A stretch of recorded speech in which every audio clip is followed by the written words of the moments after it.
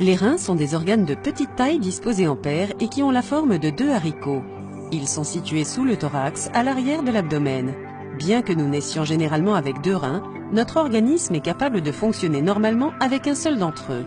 Les fonctions du rein sont la régulation du liquide contenu dans le corps, la régulation de la pression artérielle, la production de globules rouges et la filtration des déchets de l'organisme. Chaque rein se compose de près d'1 million d'unités filtrantes appelées néphrons. Chaque néphron contient un amas de petits vaisseaux sanguins appelés glomérules.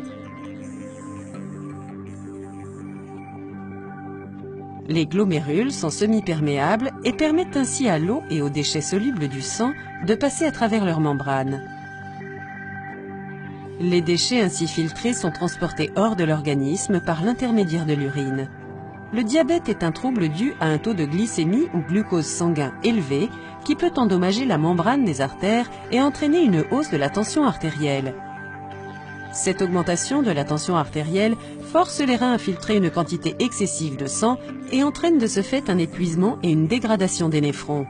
On appelle cette maladie la néphropathie diabétique. Lorsque les filtres glomérulaires des néphrons cessent de fonctionner normalement, les déchets commencent à s'accumuler dans l'organisme, tandis que des protéines sanguines très importantes pour son fonctionnement sont perdues. Les symptômes de cette maladie ne sont visibles que lorsque 80% des reins ont été endommagés.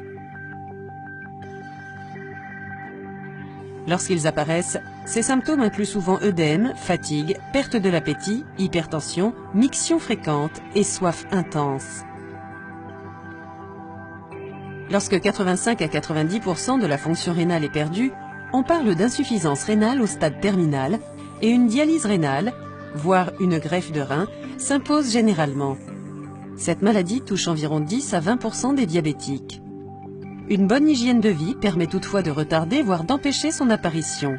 Il est donc important de contrôler sa glycémie à intervalles très réguliers, de rester physiquement actif, de maintenir une tension artérielle à un taux acceptable et de contrôler son poids.